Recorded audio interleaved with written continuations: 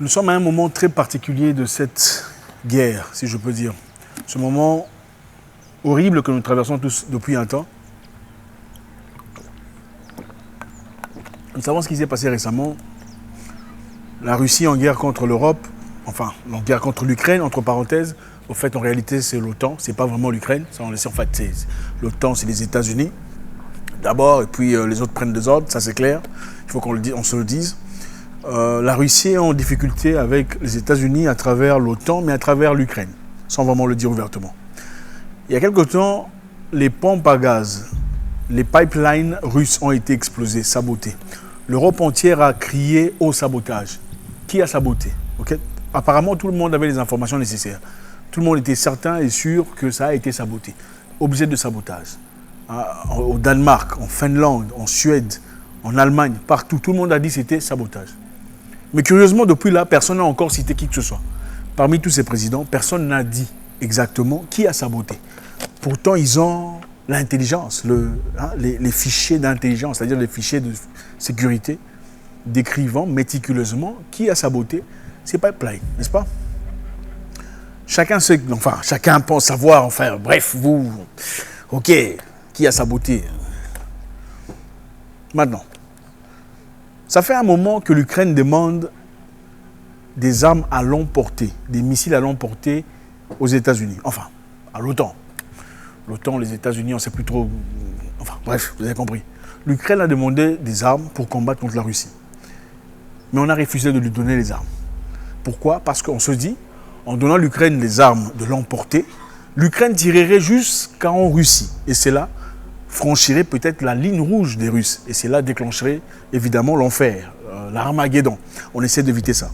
On essaie de battre le Russe sans nécessairement déclencher l'Armageddon venant des Russes. On essaie de battre les Russes logiquement, selon la logique européenne, c'est-à-dire l'Ukraine appartient entièrement à l'Ukraine et non pas à la Russie, malgré qu'il y a des populations ukrainiennes qui parlent Russie. On va battre la Russie en Ukraine, logiquement, intelligemment, sans nécessairement déclencher l'Armageddon venant de la Russie. Alors, pour éviter l'Armageddon venant de la Russie, on va à tout prix essayer de ne pas envoyer des missiles directement en Russie. Et en faisant ça, on va carrément éviter de donner des missiles à longue portée, à long trajet, à l'Ukraine, qui risque de l'utiliser contre la Russie. On l'a fait depuis un temps. Dernièrement, la Russie a dit qu'il défendrait l'intégrité de son territoire de manière farouche. Nous savons tous qu'en Ukraine, il y a des Ukrainiens qui parlent russe, des Ukrainiens de nature russe, des Ukrainiens d'origine russe, des Ukrainiens appartenant à la culture russe, qui sont mis à côté, ostracisés, qui sont généralement pas considérés. Leur langage, leur langue, le russe qui était parlé depuis leurs ancêtres, à partir de 2014, on leur a forcé de ne plus parler le russe à l'école. C'était plus le russe, c'était l'ukrainien. On vous force, vous par exemple, voilà, désormais vous ne parlerez plus votre langue maternelle, le swahili ou le mélinké, ou peu importe, vous ne parlerez plus cette langue à l'école, ça sera une langue complètement différente. Alors ces personnes, se sentant toujours appartenant à la Russie, ont toujours des liens directs ou indirects avec la Russie. Depuis quelques jours, la Russie a récupéré cette partie de l'Ukraine. La partie est de l'Ukraine a été récupérée, les 4 régions, y compris le Donbass, ont été récupérées par la Russie. Et la Russie a dit clairement que ce territoire sera défendu farouchement moyennant l'arme atomique. Si qui que ce soit, quelconque force essaie de la toucher. On a annexé, si on peut le dire, certains ont dit annexé, d'autres personnes ont dit on a délivré la partie de l'Ukraine, de l'Est, et on l'a attachée à la Russie. Et Poutine, Vladimir a dit, celui qui osera toucher cette partie déclenchera une guerre ouverte contre la Russie, c'est-à-dire l'Armageddon commencera. Qu'est-ce qui s'est passé récemment?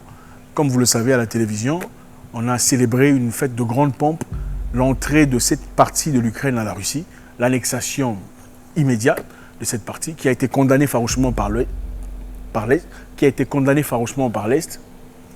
Maintenant, il y a quelques jours, on a attaqué cette partie. Parce que voilà, Poutine a dit, celui qui touchera cette partie fera face à la fureur russe. On a maintenant commencé à attaquer cette partie. Qu'est-ce que ça veut dire? Ça veut simplement dire qu'on a poussé l'ours russe au dernier point. Qu'est-ce que la Russie va faire? Récemment, le président Kardinov, le président de la Tchétchénie, vient de demander au président russe de faire usage d'une arme atomique. Arme atomique de rendement faible. Arme atomique de rendement faible, c'est-à-dire pour faire savoir son pouvoir, pour effrayer l'adversaire. Parce que justement là, on a poussé la bande un peu trop, au point où maintenant, ils doivent réagir pour montrer quelque chose. Vous savez, quand vous poussez un chien, même un chien faible, contre un mur, vous l'écrasez contre un mur, à un moment donné, il va mordre. Ce sont les chiens qui mordent, les chiens qui sont apparemment pas très mordants, n'est-ce pas?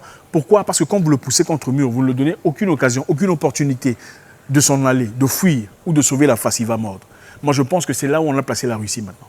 On a placé Poutine dans un coin où il doit devoir prouver que ce qu'il raconte, c'est la vérité.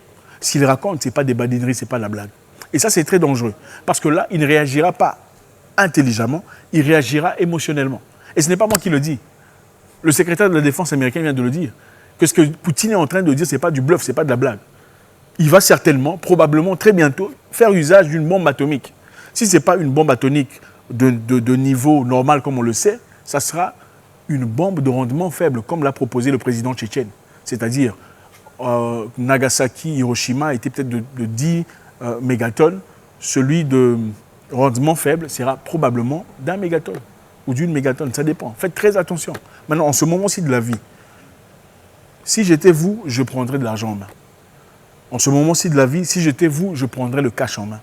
Pourquoi? Parce que si on déclenche un truc de ce genre-là, tout ce que vous connaissez comme système-là, par terre, que ça touche l'Europe, que ça touche ailleurs, ce que vous connaissez comme système, ça sera l'occasion qu'on a cherché pendant ça, l'occasion qu'on a cherché pendant le réchauffement climatique, c'est maintenant qu'on va prendre ça pour dire, bon, désormais, votre argent là, c'est void. Parce que le monde est en train de traverser une crise qui commence déjà, une dépression, une récession qui est évidente et beaucoup de personnes ne le comprennent pas. En réalité, le système s'est tellement endetté qu'on a besoin de sauver le système. Et pour sauver le système, il faut créer un mayhem, un problème, une difficulté inédite pour trouver des solutions. Donc, problème, proposition, solution. C'est le moment.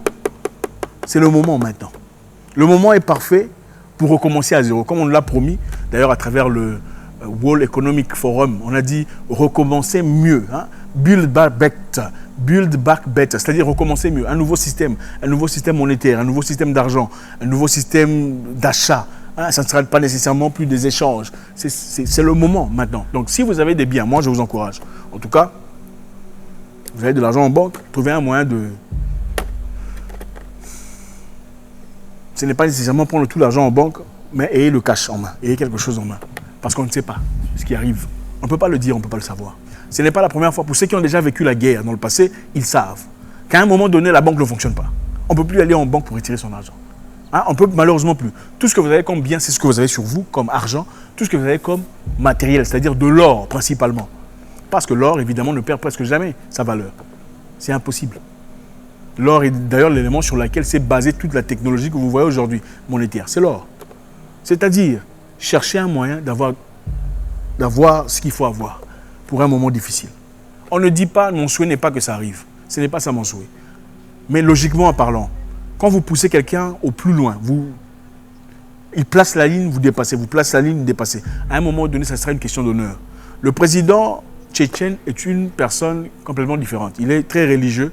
Il pense que l'Europe est basée sur le satanisme et le nazisme. Donc, il est prêt à en découdre. Et c'est lui qui encourage le président Poutine disant il faut faire usage de bombes à bas rendement. Donc, pour te faire respecter, il faut jeter le truc là. Et si monsieur jette le truc là, tout ce que vous connaissez là-bas, aidez-vous chez vous. Fini. Que celui qui a l'intelligence comprenne. Je ne suis pas un oracle, je ne suis pas Dieu. Je ne peux pas prédire l'avenir. Mais quand on vous montre de l'eau en train de couler sur le sable, il y aura probablement une patte ou de la boue. À bon entendeur, salut.